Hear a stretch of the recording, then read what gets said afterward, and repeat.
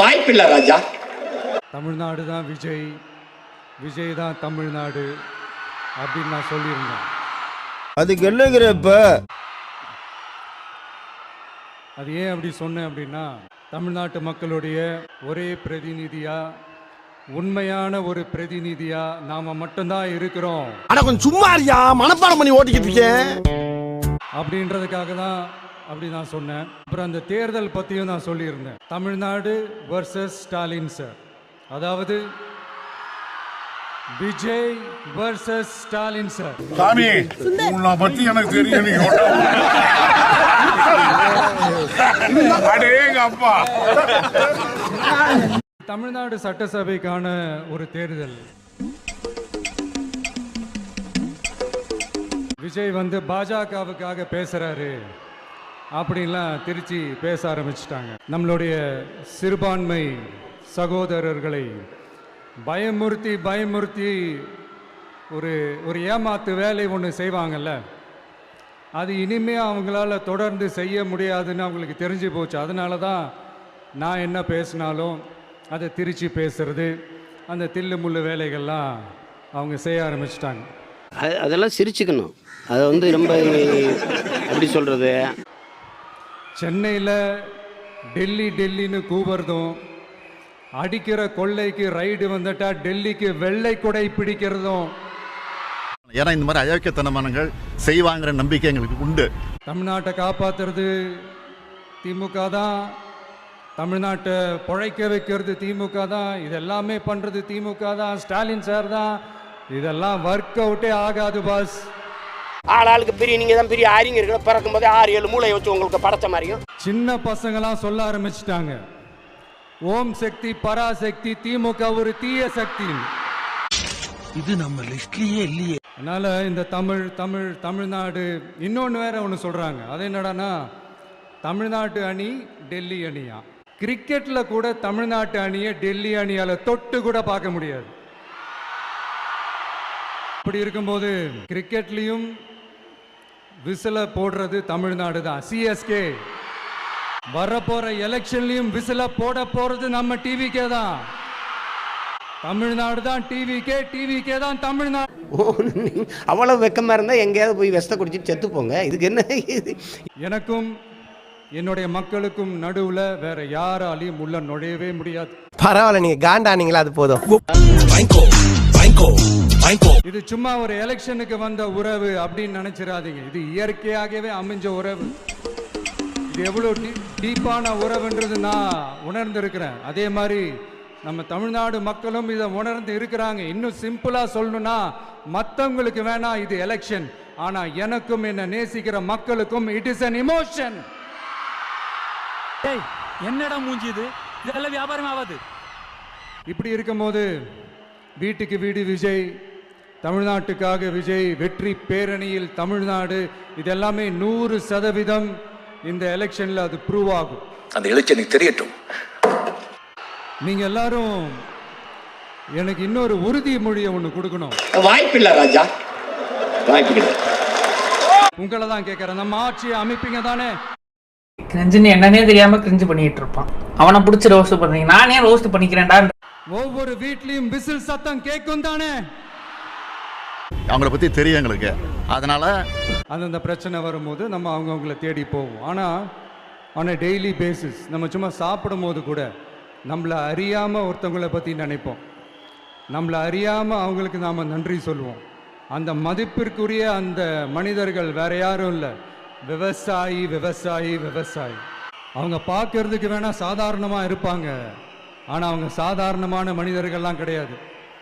இந்த உலகத்தையும் மனிதர்களையும் படைச்சது கடவுள்னு சொல்லுவாங்க, ஆனால் அந்த கடவுளுக்கே படையல் போடுற உயர்ந்த மனிதர்கள் தான் நம்ம விவசாயிகள்.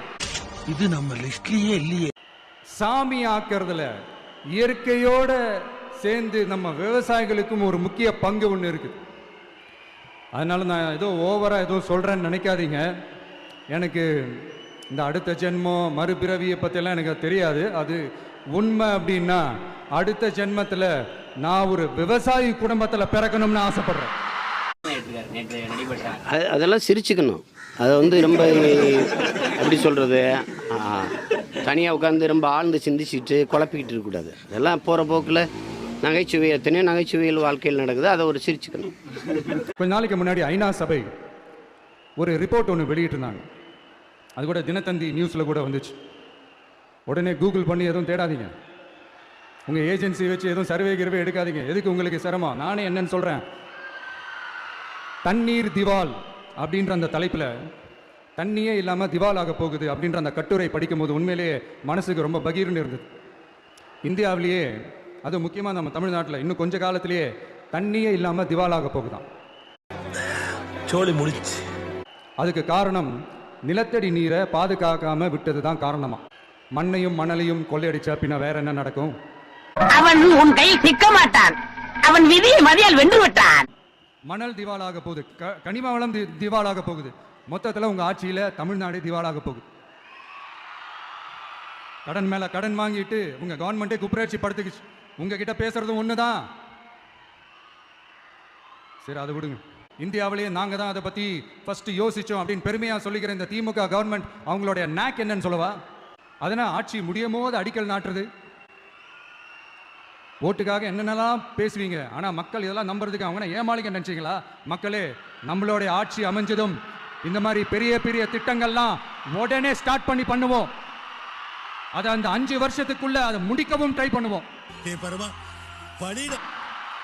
உருப்படியா ஏதாவது யோசிங்கயான்னு மக்கள் நினைக்கிறத யாருக்கு தெரியுதோ தெரியலையோ, எனக்கு அது நல்லாவே தெரியும். எல்லாவும் பார்த்து அவர்கள் மேல அவங்க கையே வைக்க கூடாது, கையே வைக்க விடக்கூடாது. அவங்களுக்கான அந்த பாதுகாப்பு பக்காவா இருக்கணும். அதுதான் நம்மளுடைய ஒரே அஜெண்டா. மீனவர்களே, அடுத்து நம்மளுடைய ஆட்சி தான். அரசியலுக்கு வந்துட்டா கலெக்ஷன் பார்க்கலாம் அப்படின்றதெல்லாம் அரசியல் கிடையாது. உண்மையிலே மக்களுக்கான அந்த உழைப்பு இருக்கணும். அதனால தான் நாம் அரசியலுக்கு வந்திருக்கிறோம். இது எதிரிங்களுக்கு நல்லாவே தெரியும். அதனால தான் நம்மளை சுற்றி அத்தனை சதிகள். அதில் முக்கியமான சதி என்ன தெரியுமா? இதை பாரு, ஒன்று நீ இல்லைனா நான் இல்லைனா நீ இல்லைனா நான். நமக்குள்ள வேற எவனும் நடுவில் வந்துடக்கூடாது. நாம 2 பேரால மட்டும்தான் மக்களை ஈஸியா ஏமாத்த முடியும். இந்த விஜய் வந்ததுனால நமக்கு பொழப்பே போச்சு. மக்கள் வேற அவனை தான் நம்புறாங்க. நாம வெளியே அடிச்சுக்கிற மாதிரி அடிச்சுக்கிட்டாலும் உள்ள நம்மளுடைய டீலிங் பக்காவா இருக்கணும். மக்களோட ஃபீலிங்ஸை பத்திலாம் நமக்கு கவலை இல்லை. நமக்கு டீலிங் தான் முக்கியம். மாத்தி மாத்தி ஆட்சிக்கு வந்துடலாம்னு நினைச்சோம், ஆனா அது நடக்காது போல் இருக்கு. அதனால நீ என்ன பண்ற? எஸ்ஓபின்னு போட்டு ஒரு பக்கம் அவனை தடுத்துரு, இன்னொரு பக்கம் அவன் மேல பழி போட்டு நானும் தடுத்துறேன். என்ன ஓகேவா? டீலிங் ஓகேவா? ஓவர். சாமி, உன்னை பத்தி எனக்கு தெரியும். அடேங்க அப்பா, பழி மேல பழி போட்டு கரூர்ல ஆரம்பிச்சு நம்ம ஜனநாயகன் படம் ரிலீஸ் வரைக்கும் தெரியல. சிஎம் சாரோட மனநிலை இப்ப எப்படி இருக்கும் தெரியுமா? ஏற்கனவே கட்சிக்காரங்க தொல்லை தாங்க முடியல, தூங்க விட மாட்டாங்க. இந்த விஷயம் வந்து தூங்க விட மாட்டான். நம்ம பாட்டுக்கு ஹைவேல சைக்கிள்ல சோலாவா போலான்னு நினைச்சோம். இவன் நாடானா மக்கள் சக்தியோட வந்துட்டு இருக்கான். இவன் தான் கேள்வி கேட்கறான்னு பார்த்தா மக்களையும் கேள்வி கேட்க வைக்கிறான்.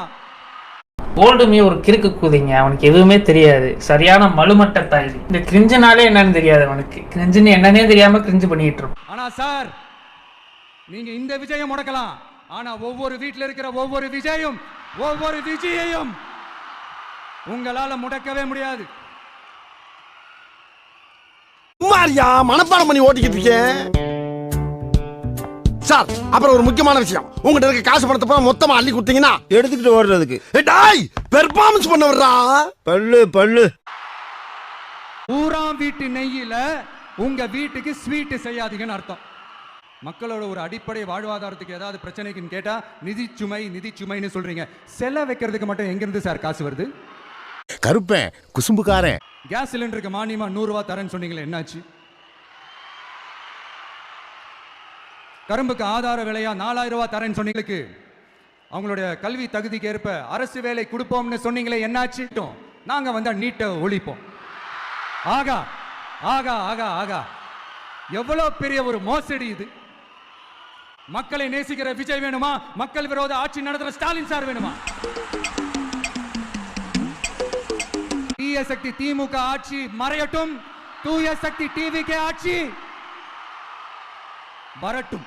நானும் உதிக்கட்டும்னு சொல்லாம்னு நினைச்சேன். பார்த்தா அதை வேற திருச்சி பேச ஆரம்பிச்சிருவாங்க. இது ஒரு பிரச்சனைன்னு பேசிட்டு இது ஒரு கேவலம். அது ஸ்டாலின் தொடரட்டும், சட்டம் ஒழுங்கு சந்தி சிரிக்கட்டும். இதுதான் அந்த பிரச்சனைக்கு ஒரே லைன். போதும் விவசாயிகளின் பக்கமே நம் ஆட்சி நிற்கும். கொள்முதல் நிலையங்களில் முறையாக நெல் மூட்டைகள் பாதுகாக்கப்படும். நெல் முளைத்து வீணாவதை பார்த்து கொண்டு நமது அரசு சும்மா இருக்காது. போதுமான கொள்முதல் நிலைய வசதிகள் ஏற்படுத்தப்படும். அதே போல கொள்முதல் நிலையங்களில் கொள்முதல் செய்வதற்கோ மூட்டை ஏற்றி இறக்கவோ ஒரு பைசா கமிஷன் வாங்காமல் பார்த்து கொள்ளப்படும். எங்க ஓட்டு எங்க உரிமை. எங்களை யாரும் விலைக்கு வாங்க முடியாது. எங்க ஓட்டு விசில் சின்னத்துக்கு தான். யாரையும் நம்பி ஏமாற மாட்டோம். எங்க வார்த்தையிலிருந்து மாற மாட்டோம். இது நிஜம். தேங்க்யூ.